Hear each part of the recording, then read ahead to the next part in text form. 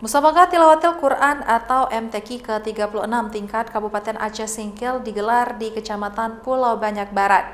Kegiatan ini dimeriahkan dengan pawai ta'aruf mengelilingi jalan utama Haloban dengan berjalan kaki.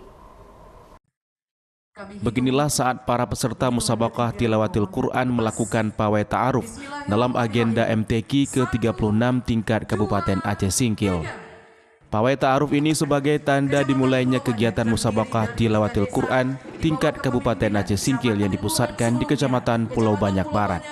Para peserta dari 13 kafilah mengikuti pawai ta'aruf yang dilepas langsung oleh PJ Bupati Aceh Singkil Azmi dengan mengelilingi jalan utama Haloban dan Asantolah dengan berjalan kaki. Kita mulai menu acaranya kegiatan pelaksanaan pawai ta'aruf dengan berjumlah 12 kafilah, 11 kafilah kecamatan dan tambah satu PT Napasindo dengan jumlah peserta lebih kurang 535 orang, tambah usia sekitar 140, sekitar 600 lebih kurang.